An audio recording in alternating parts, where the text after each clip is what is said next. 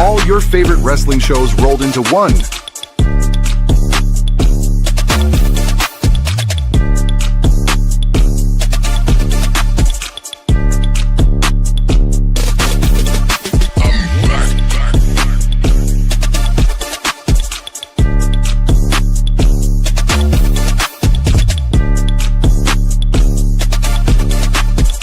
Welcome to the We Book It podcast. Let's start the show.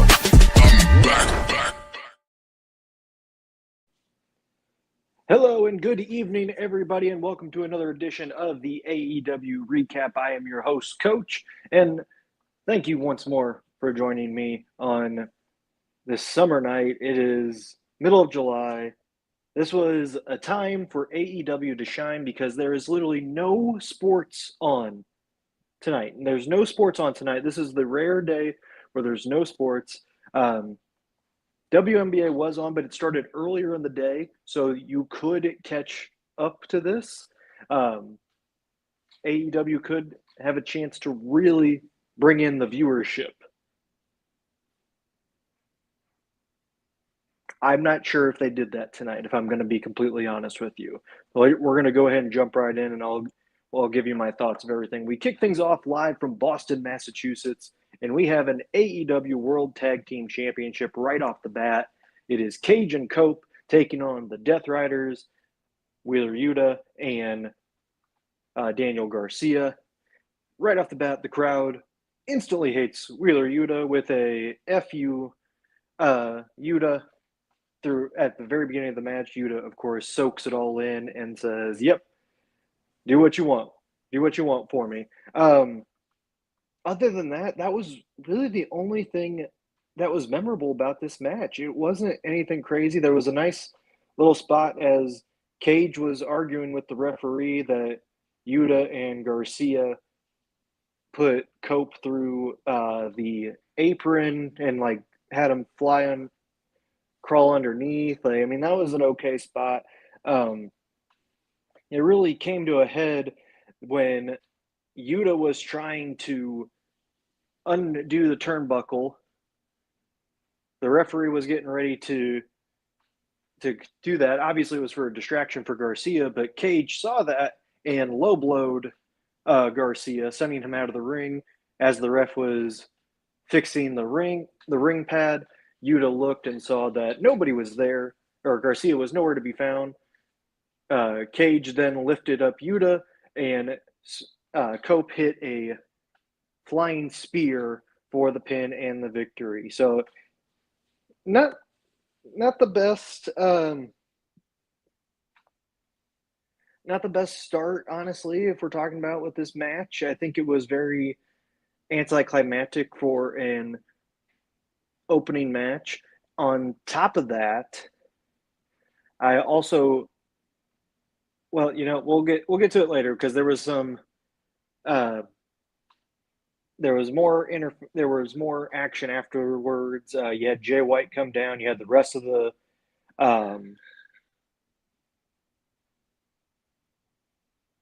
you had another group, the dogs coming out. It just was a mess there at the end, and it just was kind of to start out for Dynamite.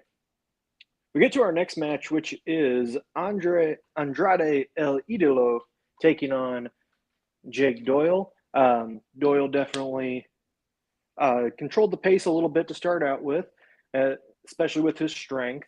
There was a nice little moonsault there from Andrade to turn the tables. He had a couple of elbow smash. Doyle hit a couple of elbow smashes, but Andrade responded with his back elbow and the DM for the victory. After the match, AEW showed the official graphic for Mark Davis taking on Andrade at Redemption. Davis arrived, but Andrade stopped him from entering the ring, and he had out Mark Davis's the Dynamite Diamond Ring. I thought this was an okay match, and it wasn't too bad. Doyle rather looked like a true beast in this, and that's good. even though he didn't get the win. He pushed Andrade to the limit, so this was a good look for him.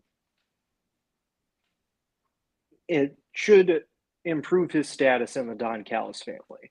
And while Davis has been a great champion, Andrade's probably going to win at Redemption. This is a good way to keep him in the mid-card level for right now until next year. Into the main event, the world title scene here. But,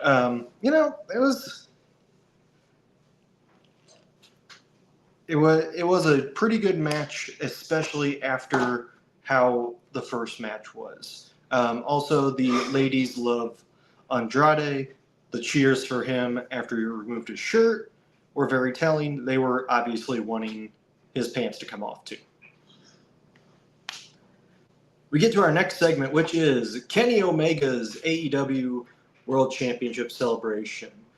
The Young Bucks arrived and replaced MJF's Triple B with the classic AEW Men's World Championship.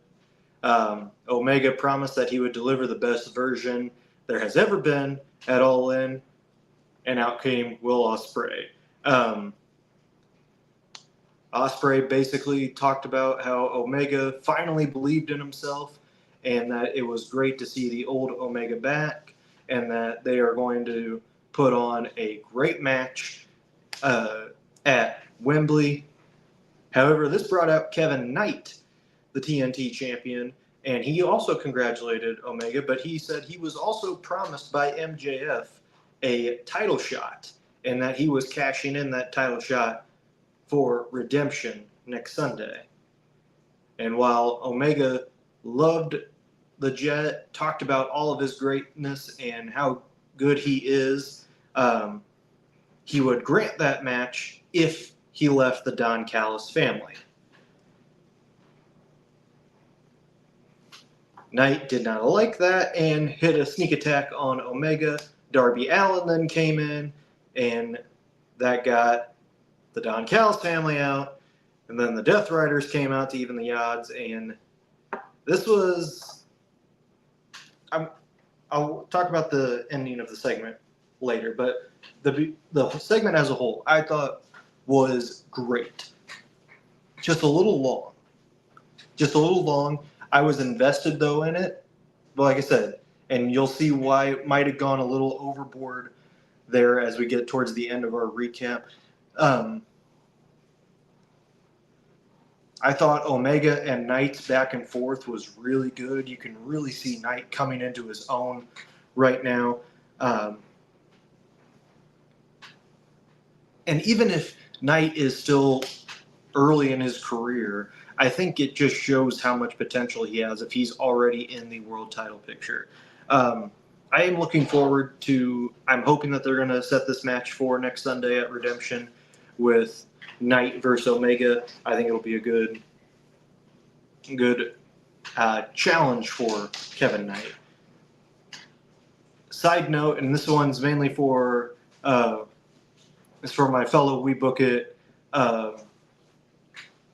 co-host, producer, my tribal booker, as I used to call him, Fritos. Ospreay did compare himself and Omega to a real-life Goku and Vegeta, which is a reference to Dragon Ball Z. So I know Fritos would appreciate that. So shout out to you, Fritos. That one is for you tonight. We get to our next match, which is Brody King and Bandito taking on Aaron Solo and Nick Kamaroto. And this match happened. This was just a glorified squash match. There's nothing else to it. It was very bleh. So not a good match. Obviously a squash match, but it just there was nothing to it, if I'm going to be completely honest. I thought it was, given the time constraints that they were already facing, I don't think this match should have happened. I'm just going to go out and say that. I don't think this match should have happened. It was a waste of time. We go to our next match, which is an international championship match between Kyle Fletcher and Commander. Match of the night. These guys were high-flying and doing some amazing stuff. Fletcher does such a great job selling for his opponent, and I just imagine that once he gets a little bit more comfortable on the mic, I think Fletcher's going to be one of the top guys in AEW. But man, I'll tell you what, Commander really impressed me in this match. He was flying around the ropes, did a springboard hurricanrana to the floor that this was not a planned cut open spot, but Fletcher ran into the corner of the announce table and cut himself along his rib cage, and you could kind of see that towards the match. And then there was a great Mexican destroyer from the ropes. Like, it was, Commander was on the ropes and he jumped, got Fletcher positioned for a hurricanrana, but then turned it into a destroyer, and somehow Fletcher kicked out at 2.5. And it was just a great match. Fletcher then hit his driver, followed by a brainbuster for the win. And after that, Fletcher tried to rip the mask off, Commander's mask off. Takeshita arrived to make the save. Then Okada came out to hit a Rainmaker. Then Brodito ran out, and that was the end of that. I just want to give my props to Commander again. He did so good in this match. And again, props to Fletcher. He did well as also. And I think, especially with Commander coming back from injury, this was just a great match to get him going. I mean, Commander's rope walk is so good. It was so good. Man, I just cannot give Commander enough praise right now for how he looked during that match. And like I said, match of the night right there. The post-match segment, I think Fletcher trying to rip the mask off, totally fine. But then the constant running in with everybody, it was okay.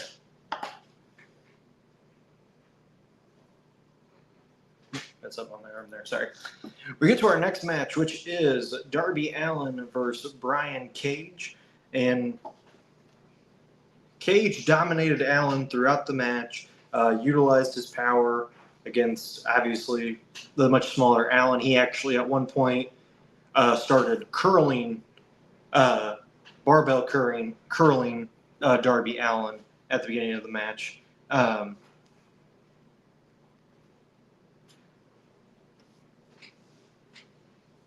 Allin fought back with a coffin drop on the steel steps, followed by another as the Machine returned to the ring and got the win. Decent match, but it felt rushed because they were coming on right to the top of the hour, and we still had the main event. But they did what they could have done, but this could have been cut for another match. I don't want, this isn't along the lines of the squash match. I still thought this was good. This was definitely a match that could have happened on Collision and I think could have been better. So while they were rushing, I think it was still a decent match, but time constraints really killed this episode. So at the top of the hour, we finally get our main event, and it's Mercedes Moné and Divine Dominion versus Willow Nightingale, Maya World, and Heian. The commentators throughout the match just kept talking about how they were going to stay on this. They were not going to cut everything short. So it kind of distracted from the match. There was a little bit of more explosiveness and chaoticness down the stretch. There was a whole lot of feeling out at the beginning of the match, not a bad thing. But Willow and Bane colliding, Monet and Maya showing off their chemistry again. Divine Dominion managed to isolate and overwhelm Heian, but Willow saved her from a pinfall after a great Falcon Arrow.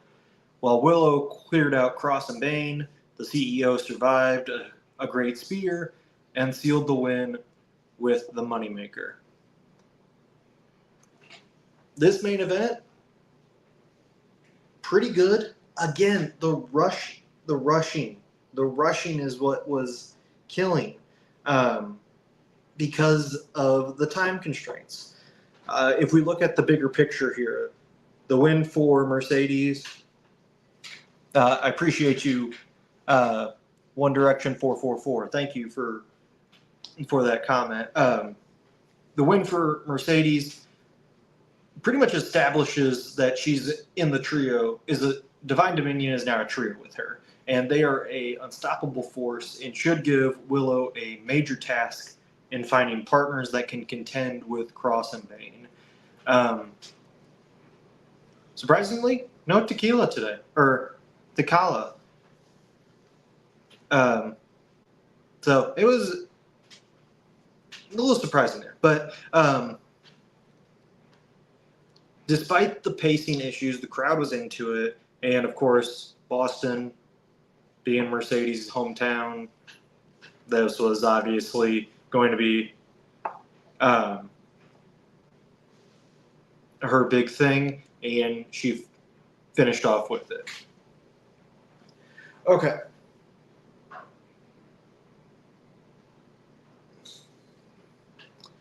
You know, after last week's Dynamite, which was a very, very solid episode, and with how Dynamite's been going recently, you would think that, especially 2 weeks before their next pay-per-view, even if it's a small pay-per-view,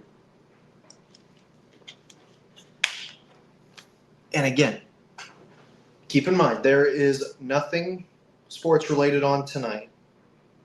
This could have been the chance for AEW to really take hold and drive through with ratings, and where they can say, hey, this many people watched. Yes, it was a slow night, but this shows that we are a threat and that we are getting views.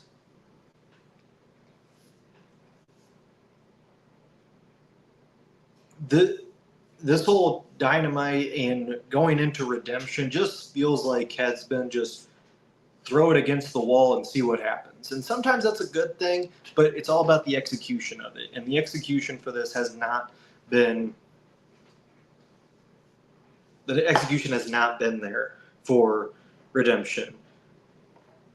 Just the in-ring action was good, but it was just interview after interview from people that we've already talked to, or it was the fact that after every match we had to get somebody run in and then another person run in. And listen, I'm a fan of run-ins, don't get me wrong, but when it's for every single match except for two, it's kind of an issue.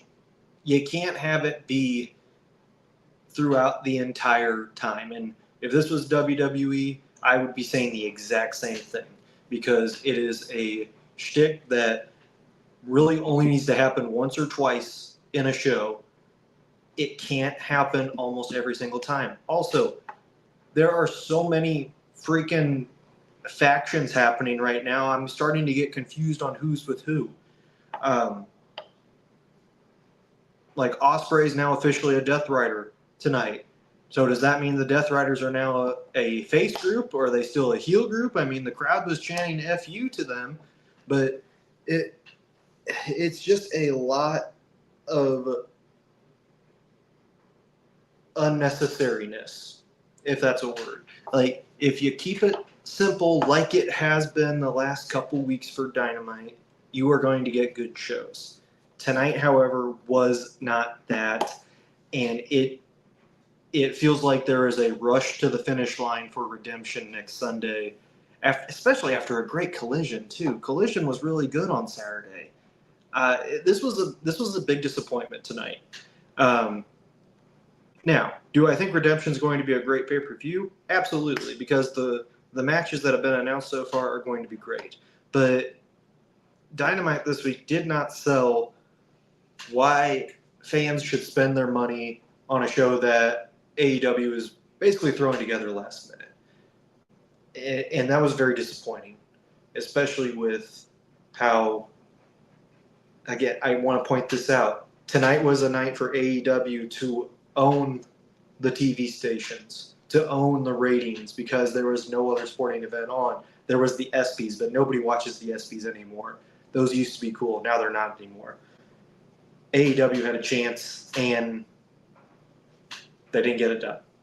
They did not get it done tonight. So not a very good AEW Dynamite. We'll have to see how Collision is on Saturday, and if AEW will bounce back on Wednesday so that they can get a redo, or the go-home show, get a redemption for Redemption. I didn't even plan on saying that, and look what happened there. That was great wordplay by me. I'm going to pat myself on the back for that.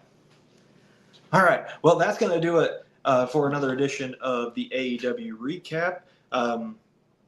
Like I said, it is very it's harsh sometimes, but you have to have some consistency with it, and there was no consistency tonight. So, like I said, not the best episode of AEW Dynamite tonight.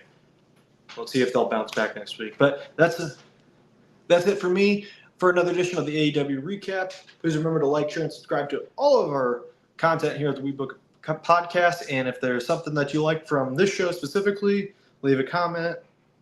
We're always open to feedback. If you think I'm spot on with how Dynamite went tonight, leave a comment. If you think I am absolutely crazy and I missed the whole point of the show, still leave a comment. Because even if we disagree, we still want to engage with you, the fans. So just let us know. And thank you again for tuning in.